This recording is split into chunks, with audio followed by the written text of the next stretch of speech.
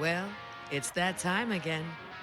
Ladies and gentlemen, it's time for the interview with Craig-Veltri.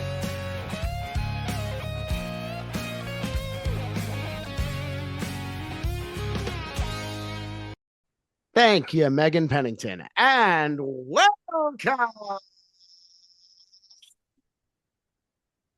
to the interview. Since our guests and I last spoke on Scarfire Radio 2 years ago, she has undergone several major life changes. Her band, Charlotte based indie pop alt family trio, Female President, is now called Saints of Heartache, and her last name, formerly Atkins, is now Moss after marrying longtime partner and bass player Johnny Moss last October.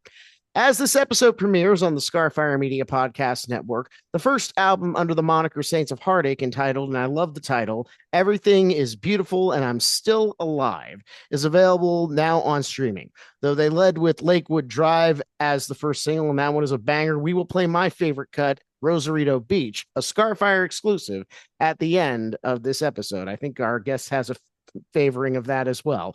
Recording in Charlotte, North Carolina, and calling in from Charlotte, North Carolina, here she is, Drea Moss. Drea, welcome to the interview. Hi, Craig. It's so wonderful to talk to you again, as always. I hope everything is going well, and I'm so excited to hear about everything you've been doing musically. Well, the feeling is certainly mutual. So let's talk about just the changes up to this point. So we talked in length about why you called your band Female President at this time. And now your band, same members, same family unit. And I guess that a lot of it might have to do with the sound, but I'll ask you as to why you are now Saints of Heartache. Yeah, well, it has a lot to do with the sound changes. It has a lot to do with sort of just a natural evolution and progression of things. But part of it is, you can't be named female president if you're not acknowledging the sphere, like the political sphere of the time, Yeah. as things have evolved. We just really wanted to unravel ourselves from that conversation and really focus on not just music, but focus on reaching more people. We felt that that name started to hinder us, and we did start to get bullied online and shadow banned. We started having problems with releasing music. It was all around the time of I'm certain you can tell when it started, um, and but we just felt like, you know what, we're not giving up, and we're definitely just going to try to reach out even further. So who came up with the name Saints of Heartache? Was it your idea? Was it Jasper? Was it Johnny's? It was, I think, well, first of all, Johnny came up with the title of the song Saints of Heartache, which we wrote on our very first EP. So it was an already existing song we loved playing, and it was our favorite song at the time to play. And Jasper was like, what if we just called ourselves this? Because we love this song so much. We're in alignment with this song. We don't have to reinvent and become something new for people. So yeah, we were like easy. It also seems to speak to there's a lot more. I use the word often, so forgive my listeners, forgive me if I'm being a bit repetitive in using it, but there's a lot more of a buoyancy to a lot of this songs. You've said it yourself in social media posts that this record is a love letter to Generation X. Was that the intention going in, or was that just what you guys were getting into as you were putting these songs together and this album together? This album, unlike the other two, which were very organic in the unfolding, meaning like, our year to grieve started with grieving my father, and then all of our people we lost collectively in the pandemic. And I had already written all those songs, but sort of encapsulating them was very organic. Healing Ritual was the bounce back from that. And when we decided to change our name, I said I want a whole new direction sonically. I want it to be very fresh musically. I would love to have more energy in our songs. And we all can agree on Generation X. Like my son loves 90s music. Mhm. Johnny and I are both Generation X. And we just kind of sat together and said, what are the bands that we would love to connect with and we came up with a list, and it will surprise you. It wasn't as like heavy grunge as I thought it was going to be. It was a lot of like lighter, more buoyant, yeah, rebellious, but it always just kind of flared a little bit on the indie and punk rock vibe. And the more we listened, the more we were like, yes, this is where we want to go. I would argue that it leans more into the punk rock vibe of things. Most of the songs, it sounds like Black Flag was serving as Liz Phair's backup band on a couple of the tracks. Yeah, like I hear, I mean, I hear you play like Greg Ginn, you sing like Gwen Stefani meets Debbie Harry, and just the progression into that side of things is not a surprise to me. But you have had an established band, from Farewell Albatross to Female President. More people have kind of caught on to Female President into this. Have you found that your fans have been surprised by this turn, that the side of you that has been unearthed? I think at first we lost a lot of traction. I think we released Rosarito Beach a year ago. We called it Endless Summer. Mm-hmm. And it got, I'm being honest, no traction. I think it was such a departure from what we had been doing. I think it kind of confused our fans. We also had a lot of streaming issues where we couldn't mesh the two bands together digitally. There's a lot of licensing that says you can't do that. Mm. Yeah. People are weird about that kind of stuff, and honestly, every artist is better off not to even really care what the fans think. It certainly has served me. Well, it served me personally, I think, but for you, I mean, is that going to affect the music going forward? Do you find yourself that you're going to be sticking to kind of what the template you've built here, or what kind of songs are being cooking at the moment? Is it more like this or more like the past? So I think that, first of all, we want to celebrate the 10 songs that we created, because when we released Rosarito as a teaser and it really kind of flopped, we didn't get rid of it.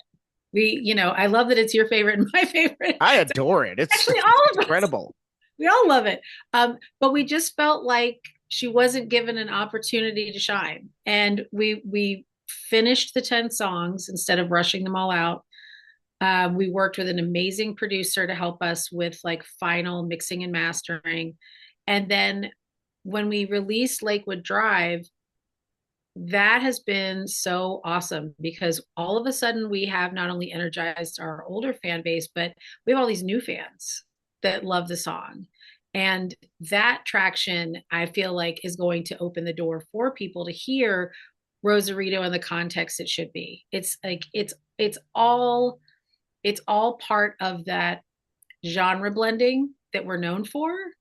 And it kind of allows the buoyancy to come back out. So yeah, no, we're going to ride these 10 songs for a while. We are going to start doing live shows. We have our first one coming up. And then we already started writing, because we can't stop writing. So we already started writing a couple of songs. They're in this wheelhouse. This is where we feel really good.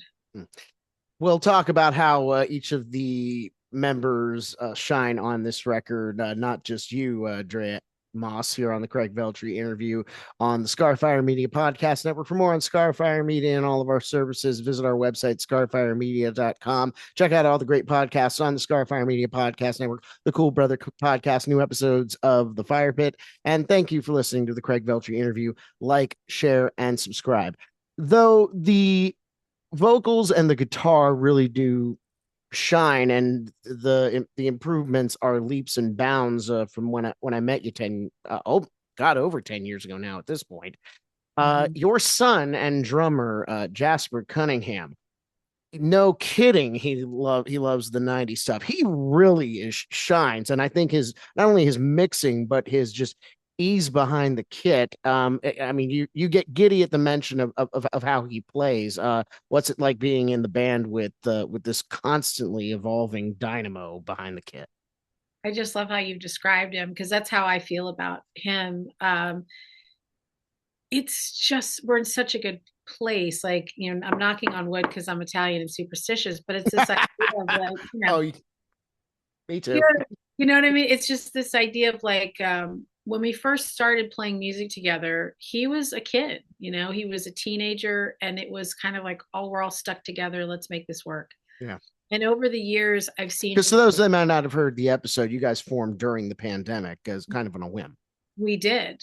And so now, when we started doing this album, knowing how he loves the 90s music, and I knew he could play that kind of music, I really asked him to limit himself. I said, can you do me a favor? I want you to limit yourself as much as possible every time we start. Go as basic as you can. Because I knew if he were to start with that contraction, there'd be a spring, right? And I just kept seeing it every song instead of the show me all you got, right? The second we start. And so, yeah, I'm so impressed with him.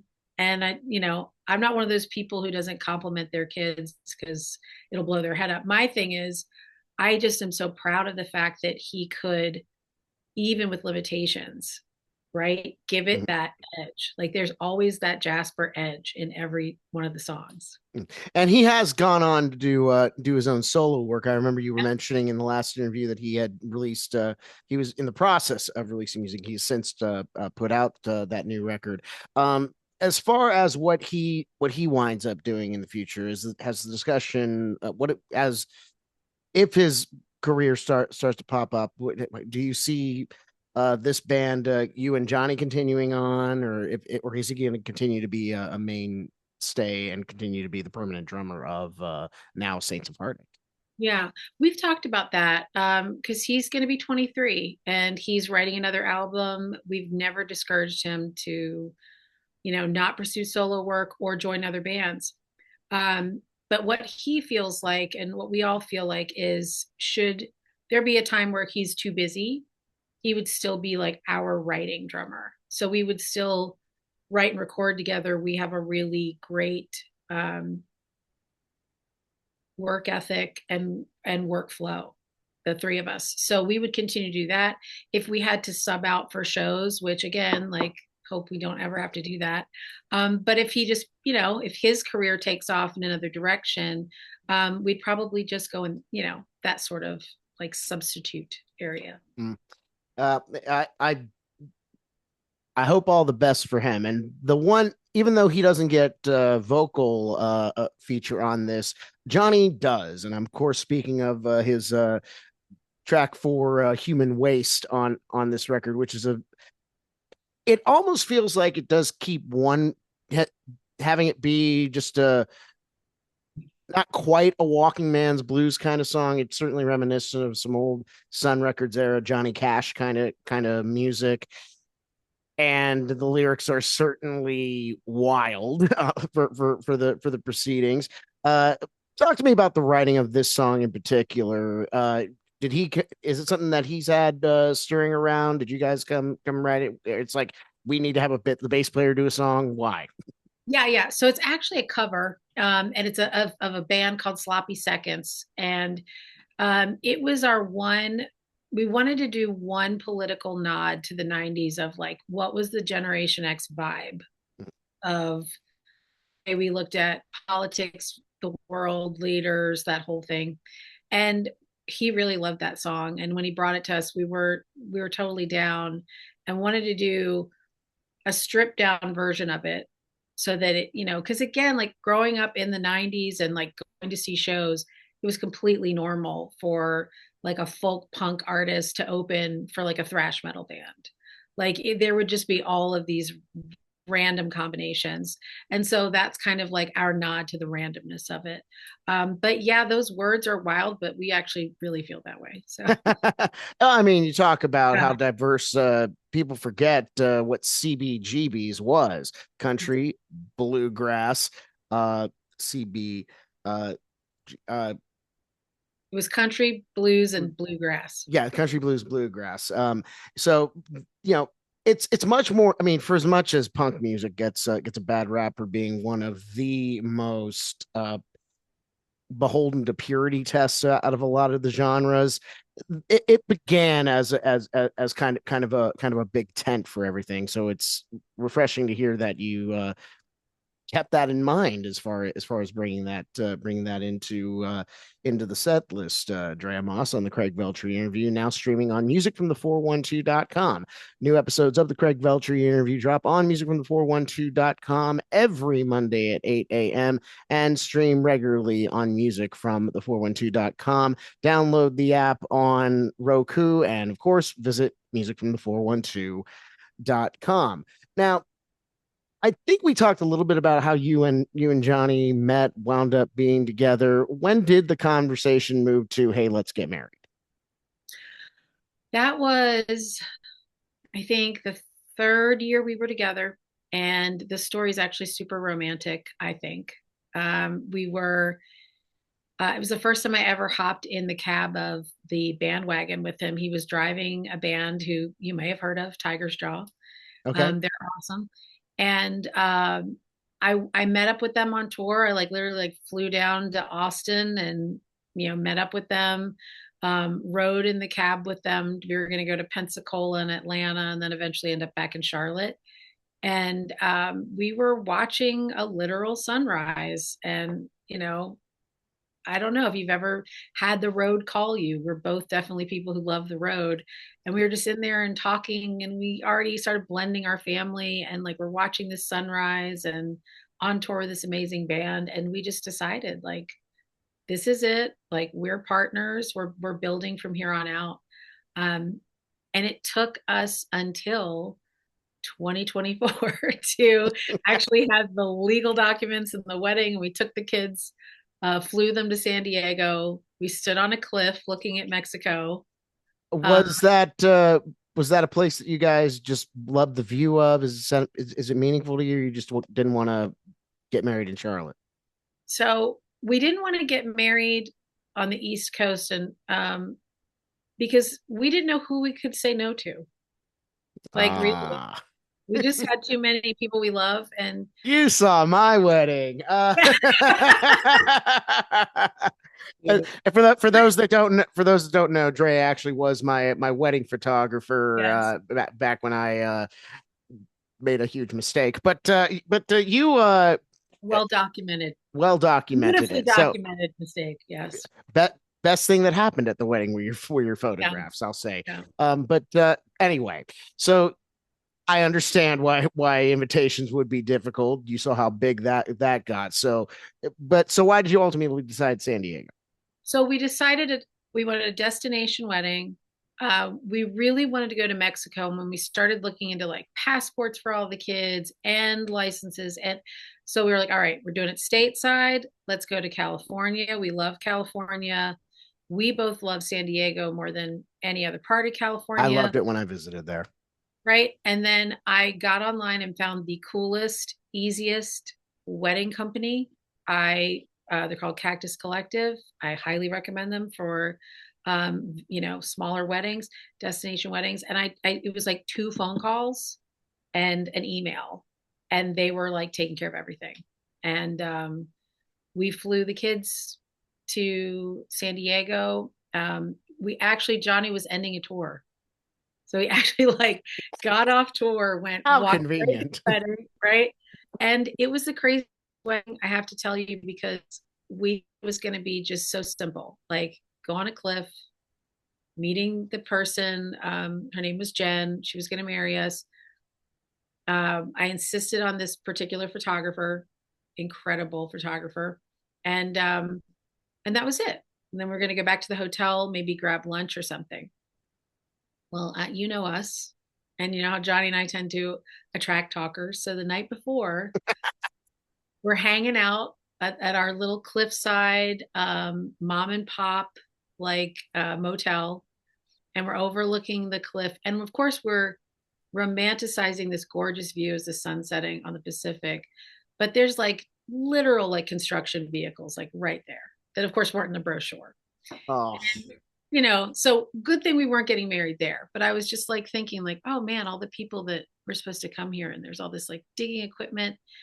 And there was a guy playing, like Hawaiian style guitar music by the pool. And we were there with the kids having a beer, just us, not the kids. And And I just finally like looked over at the guy who was playing music and I said, Johnny, we should ask him if he'll come back tomorrow and just we'll pay him to like he could be our first dance song. So Johnny goes over to try to negotiate this. The guy's like, oh, I want to do it for you, but they don't allow amplified music on your day you're getting married tomorrow. You can't. So maybe I could meet you and we could do something acoustic. And he's trying to negotiate it. And this couple, these two women, hear him talking and they like came right over to us and we're like, are you getting married? They didn't leave our side. They stayed all night talking to us. When we came back from the wedding the next day, it was an afternoon, like we were home by like 4 o'clock. We walked in and they had set up the entire pool as a reception for, I'm not kidding. Oh, heavens. They had gotten flowers, catering, and then they found this young kid, Andrew Cahill Music, shout out to Andrew.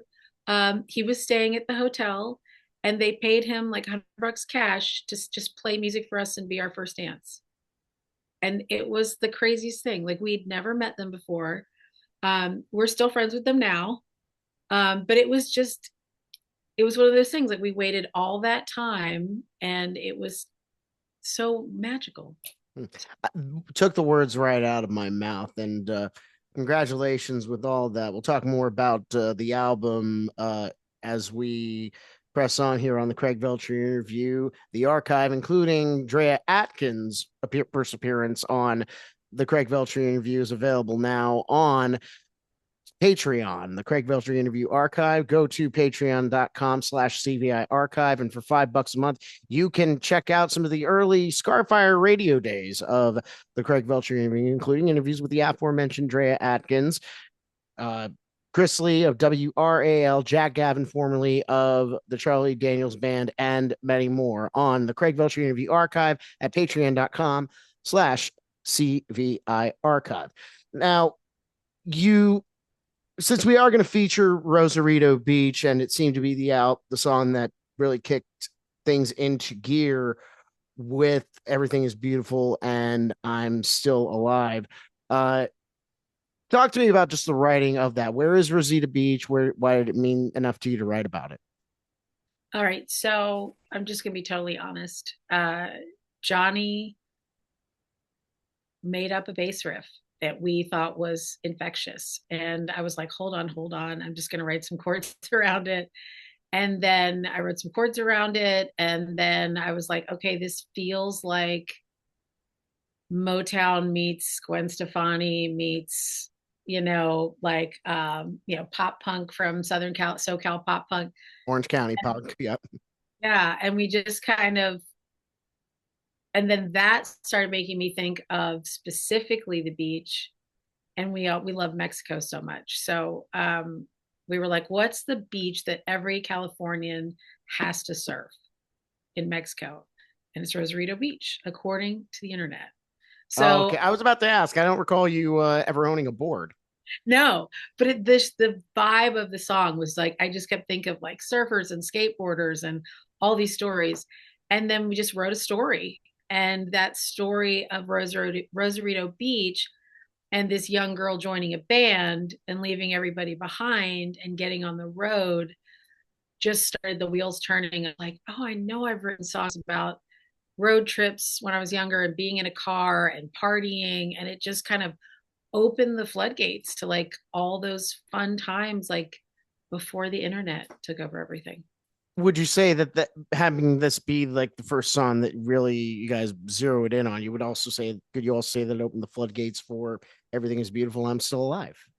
100%.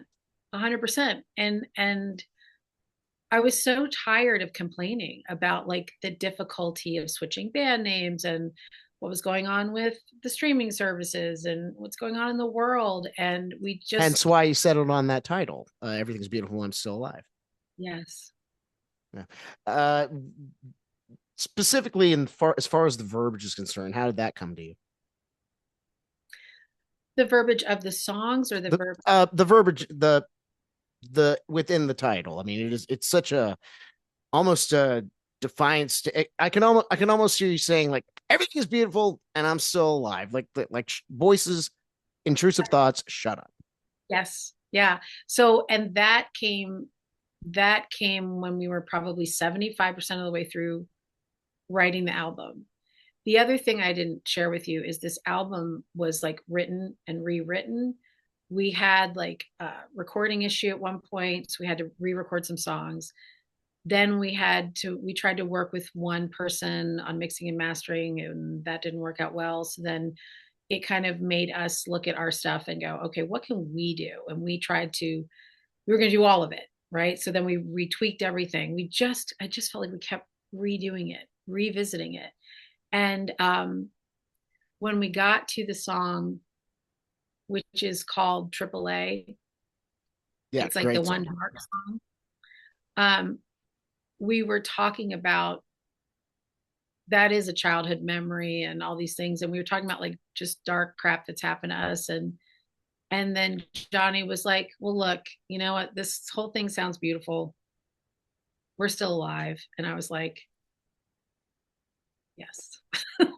And we Like, have landed on a theme. and he tends to be our wordsmith. Like I always say, we don't use AI, we use that guy. Like he just literally, like if I'm struggling with a lyric, he has an answer, or he'll have like pages of poetry, and I'll find like two sentences that I'm like, oh, that we are taking that. That's going to be the whole thing. Um, Johnny is definitely that guy, and I will say this: I love the record, and you've already discussed that you're going to be standing on these 10 songs now for the next year or so. You have always the thing that I know that you are most capable in doing and improving it has been definitely the music video side of things, the videography side of things. Is this going to be one of those records where every song is going to get a video, or are you going to be as selective as you were in the past with your music videos? yeah, we really want to do one for every single song. And I I see it all as like a movie soundtrack. Like I would love to create these like through line characters. So maybe it's not all about one character, but it's like a Quentin Tarantino where like you walk in the door and then the waitress walks out and you follow the waitress, and then at the restaurant the mom and dad get up and you follow the mom and dad. Like I would love to do something like that. And we are like storyboarding and scripting, but we've intentionally done these like cinematic pushes in the early like content, the smaller bites, because I'd rather sort of like hook a teaser than make a music video that doesn't stand up. I really want cinematic music videos for this album. Do you have one in the? You've already said you're in the storyboarding phase. Are you in pre-production on any of the songs? Yeah, we're almost finished with Lakewood Drive. Okay. Um, yeah, go ahead. What's that go? When can we expect it? And what is that going to? Is it going to be beat for beat the story within that song, or is it going to be something a little bit more interpretive?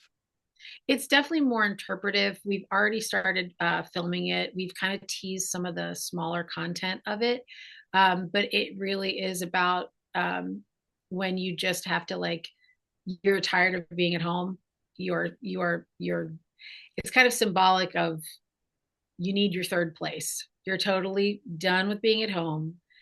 The scrolling on the internet is not doing it for you anymore, and so you just literally have to gas up your car and go at a time when gas prices are so high, but you just got to get in your car and you got to go. So that is the vibe, is reminiscent of, those late nights when you would drive, you'd go see a show, then you'd go to the Waffle House and eat, and then at 5 o'clock in the morning you stop by your buddies and you have a porch beer. It's that kind of like you're not really thinking so responsibly. But it's that idea of if you don't get out and start interacting, like you're going to go nuts. Mm. Still my life today, and I'm glad you.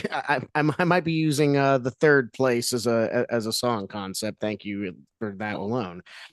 We have a nice way of closing here on the Craig-Veltri interview. As you know, Drea, it is called the No Kidding Questionnaire. But since you are returning guest to the Craig-Veltri interview, you are now eligible for the No Kidding Questionnaire 2.0. Drea, what sound or noise do you love? Um, mm, I immediately thought of one I hated. So let me just 1 second. Uh, all right. I am gonna say when my mom calls me. Yeah. Oh. When I love is when my mother calls me. I hope you didn't lose the thing you hated, because the next question is, what sound or noise do you hate? Uh, when you are driving your car and you hear anything mechanical, like when you know you're like, damn it, I have to go by the mechanic, or I have to go by AutoZone, or I have to go do something. Any kind of car noise drives me crazy. That loud bell, I always kind of jar myself, because like, okay, did the engine? I'm just low on gas. Okay, thank Yeah, God. yeah, yeah. Can they make a different sound? I mean, I know I drive older cars, but can they at least have? Weren't they working on at one point the talking person in there? They couldn't go into Siri. It's like, you are low on oil, or Right. the engine is walking away and giving you the finger. So, what is the one song that you are not yet tired of playing, singing, or listening to, and it can't be one of your own? Hmm. I am learning.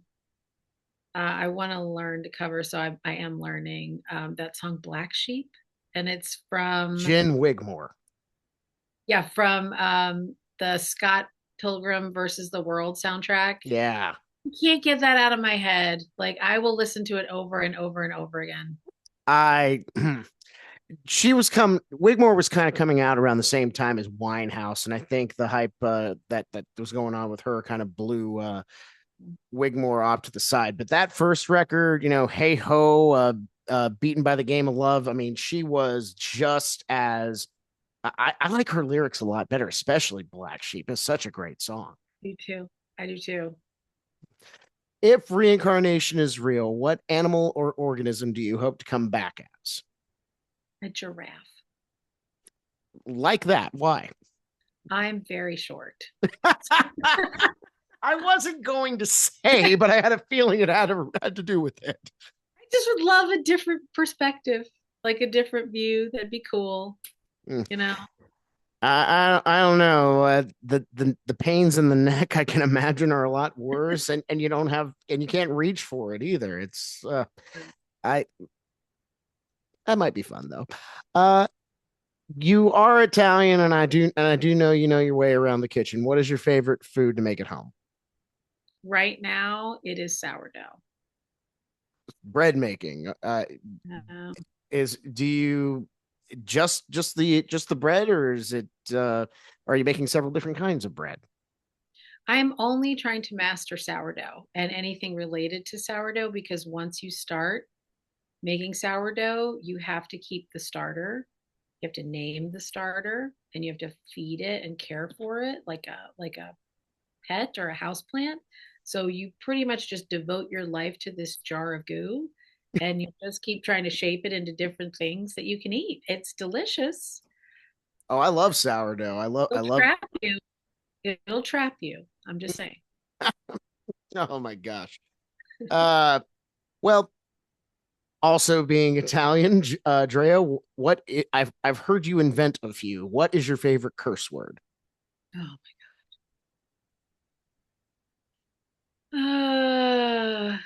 I mean, it's got to be MF. It has to be motherfucker. It's just such a rude ass thing to say, you know? A popular one, and one that I've been saying a lot at pirate games lately. So, yeah, agreed. So, last question of this questionnaire. If you were given the choice between starting life with your current knowledge again at the age of 6 or $10 million, which would you take? Absolutely $10 million. Not even a thought. Why? I would not want my 6-year-old brain to know what we're dealing with right now, not to be so dark, but like I liked being 6-year-old and pretending to be, anything I wanted to be and walking around completely blissfully ignorant. So I wouldn't do that to my 6-year-old self. I would just be like, take the $10 million and shut up, kid. You know what I mean? And to think, you can do so much more in your career. I'm always, not to discourage any guests that might look up this episode going forward. I always get puzzled why anybody would take the 6 years. I was like, oh, you can make so much more money if you do that, and it's like, yeah, that's thank you for telling me your priorities. But well, Drea, there is one last bit of business. You know it very well. It should be the best favorite part of the program for you. It is time for shameless promotion. Everything is beautiful, and I'm still alive. I'm glad you are, and I'm glad the Saints of Heartache are rising through this new identity, this great new sound. Where can we find it? Where can we find you guys? Plug your pluggables. Fire away.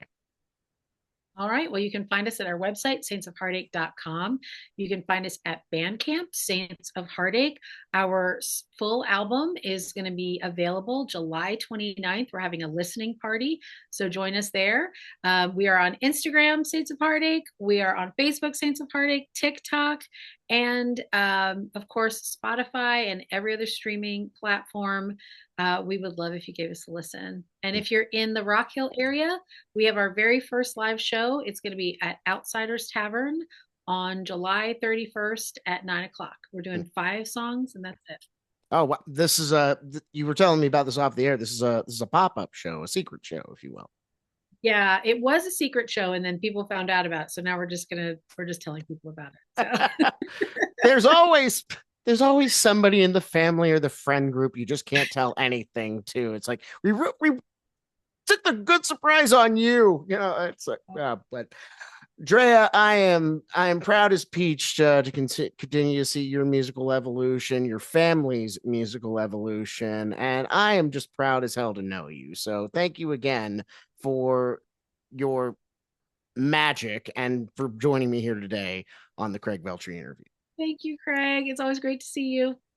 The Craig-Veltri interview, where Craig-Veltri interviews wonderful people, is a production of Scarfire Media, the voice of the independent artist. Written and edited by Craig-Veltri, your announcer is Megan Pennington. The opening theme, Shut Up, I Love You, written by Trenton Chandler and Craig-Veltri, performed by Craig-Veltri, produced by Jack Gavin.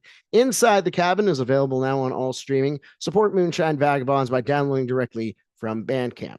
Time now to update the event calendar because you must know where I am at all times. Friday, July 24th, Beachfront in Myrtle Beach from 6 to 9 p.m.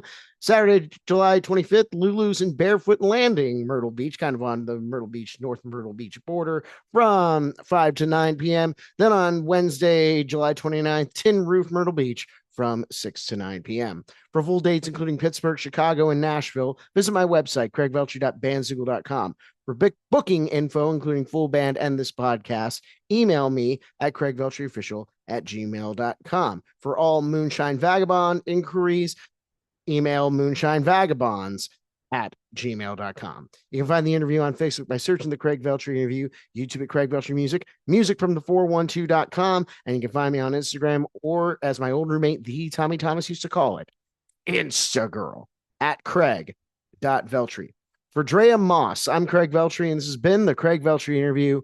With that, I'll pass. Off the album, Everything is Beautiful and I'm Still Alive, here's Saints of Heartaches with Rosarito Beach, a Scarfire exclusive, closing out this edition of the Craig-Veltri interview on the Scarfire Media Podcast Network and music from the 412.